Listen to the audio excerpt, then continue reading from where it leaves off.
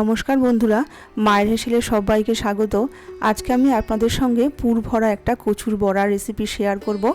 আশা করি আপনাদের সকলের ভীষণ ভালো লাগবে। মনেই হতে পারে যে কচুর বড়া গলা চুলকাবে, মুখ চুলকাবে, কিন্তু একদমই নয় বন্ধুরা। আমার মতন একবার এই রেসিপিটা ট্রাই করে দেখুন, ডালের সাথে প্রথম পাতে ভীষণ ভালো লাগবে। তাহলে চলুন শুরু করা যাক আজকের ভিডিওটা।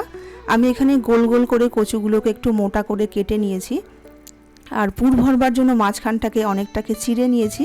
এবার আমরা কচুগুলোকে একটু সেদ্ধ করে নেব। গ্যাসে একটা কড়াই বসিয়ে দিয়ে 1 গ্লাস মতন এখানে জল দিয়ে দিলাম। জল দিয়ে কচুগুলোকে আমি দিয়ে দিলাম সামান্য একটু নুন আর হলুদ। এবার গ্যাসটাকে আমি ফুল বাড়িয়ে রেখে ঢাকা দিয়ে 5 থেকে 7 মিনিট একটু সেদ্ধ করে নেব। গ্যাসটাকে কিন্তু হাইতে রেখেই সেদ্ধ করব, তাহলে তাড়াতাড়ি আমার সেদ্ধটা হয়ে যাবে। দেখুন 5-7 মিনিট পর আমি ঢাকনাটা খুলে দিলাম। একটা কাঁটা চামচ দিয়ে আমি একটু দেখে নিচ্ছি আমার কচুটা সেদ্ধ হয়েছে কিনা। দেখুন সুন্দর সেদ্ধ হয়ে গেছে। এবার আমি কচুগুলোকে জল থেকে তুলে নিয়ে একটি ছাঁকনির মধ্যে রেখে দিলাম, যেন এক্সট্রা জলটা আমার ঝরে যায়।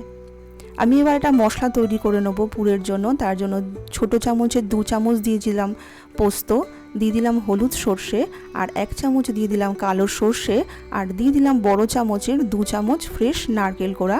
এখানে আপনারা বাজারের যে নারকেল কোড়া পাওয়া যায় সেটাও কিন্তু এখানে ব্যবহার করতে পারেন। আর ঝালের জন্য দিয়ে দিলাম 3টে কাঁচা লঙ্কা। এবার শুকনো অবস্থাতেই মিক্সিতে একটু ঘুরিয়ে নিয়ে তারপরে অল্প একটুখানি জল দিয়ে আমি ভালো করে মশলাটাকে সুন্দর একটা পেস্ট তৈরি করে নেব। খুব বেশি জল দিয়ে কিন্তু মশলাটাকে বাটবো না, অল্প জল দিয়ে বাটবো। এবার গ্যাসে একটা ফ্রাই প্যান বসিয়ে দিয়ে 1 চামচ একটু সাদা তেল দিয়ে অল্প একটু কালো জিরে এখানে ফোড়নে দিয়ে দিলাম। ফোড়নটা একটুখানি নাড়াচাড়া করে নিয়ে বেটে রাখা মশলাটাও এখানে আমি দিয়ে দেব। এবার গ্যাসটাকে হাইতে রেখে আমি সামান্য একটু কিছু ঘরোয়া মশলা এখানে অ্যাড করব। দিয়ে দিলাম সামান্য একটু হলুদ, সামান্য একটু নুন, আর দিয়ে দিলাম সামান্য একটু চিনি। চিনিটা অপশনাল, না চাইলে নাও দিতে পারেন, কিন্তু দিলে স্বাদটা কিন্তু খুব ভালো আসবে। এবার গ্যাসটাকে হাইতে রেখেই মশলাটাকে আমি ভালো করে একটু শুকিয়ে নেব। যে এক্সট্রা জলটা আছে সেটাকে পুরো টানিয়ে নিতে হবে। দেখুন মশলাটা আমার হয়ে গেছে, 2-3 মিনিটের মধ্যেই কিন্তু হয়ে যাবে। এবার আমি মশলাটাকে নামিয়ে একটু ঠান্ডা করে নিচ্ছি। এবার একটা ব্যাটার বানিয়ে নেব। তার জন্য বড় চামচের 4 চামচ দিয়ে দিলাম বেসন, আর 2 চামচ দিয়ে দিলাম চালের গুঁড়ো, আর দিয়ে দিলাম ছোট 1 চামচ কালো জিরে, আর ঝালের জন্য দিয়ে দিলাম ছোট 1 চামচ গোলমরিচ, সামান্য একটু হলুদ, একটু চিনি আর একটু নুন। এবার শুকনো উপকরণগুলো ভালো করে একটু মিশিয়ে নিয়ে অল্প অল্প করে জল দিয়ে একটা গাঢ় ব্যাটার তৈরি করে নেব। এখানে খুব পাতলা কিন্তু ব্যাটারটা তৈরি করব না, তাহলে কিন্তু কচুর গায়ে স্টাফিংটা ভালো আসবে না। অল্প অল্প করে জল দিয়ে সুন্দর করে একটা ঘন ব্যাটার তৈরি করব, যেন ভেতরে কোনো দলাভাব না থাকে। ঠিক এরকম স্ট্রাকচারে আমি তৈরি করব। দেখুন আমার পুরটা কিন্তু ততক্ষণে ঠান্ডা হয়ে গেছে। এবার আমি কচুর ভেতরে এই পুরগুলোকে আমি পুরো ভরে নেব।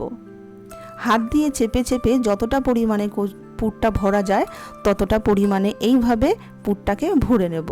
এবার একটু আঙুল দিয়ে চেপেও দেব, যেন পুরটা বাইরে বেরিয়ে না আসে। এই একইভাবে সমস্ত কচুগুলোর মধ্যে আমি পুর ভরে নেব। আমার কচুগুলোতে পুর ভরা হয়ে গেছে। এবার আমি ব্যাটারের মধ্যে চুবিয়ে নেব। একটা চামচ দিয়ে এইভাবে কচুর ওপরে ভালো করে আমি কোটিং করে নেব। কোটিং করে নিয়ে এদিকে আমি কিন্তু গ্যাসে ফ্রাই প্যানে অনেকটা পরিমাণে সাদা তেল গরম করতে বসিয়ে দিয়েছি। তেলটা আমার গরম হয়ে গেছে। গ্যাসটাকে হাইতে রেখে আমি তেলটাকে গরম করে নিয়েছি। তারপর আমি গ্যাসটাকে মিডিয়াম টু লোতে রেখে এইভাবে সমস্ত বড়াগুলোকে আমি ভেজে নেব। ওপর থেকে আমি তেলও একটুখানি ছড়িয়ে দেব। একটা চামচে করে ওপরে একটুখানি তেল দিয়ে দিলাম, যেন ওপরটা আমার সুন্দরভাবে লালচে করে ভাজা হয়ে যায়। একটা পিঠ হয়ে গেলে 2 চামচ দিয়ে এইভাবে আর একটা পিঠেও আমি উল্টে দেব। এইভাবে লালচে করে আমি সমস্ত বড়াগুলোকে আমি ভেজে নেব। তো বড়াগুলো ভাজা হয়ে গেছে, আমি তুলে এবার গরম গরম ডালের সাথে সার্ভ করব। আশা করি বন্ধুরা আজকের রেসিপিটা আপনাদের ভালো লাগলে একটা লাইক করে দেবেন, সকলের সাথে শেয়ার করে দেবেন, আর প্লিজ আমার চ্যানেলটাকে সাবস্ক্রাইব করে আমার পাশে থাকবেন। আজকে এইটুকুই, নমস্কার।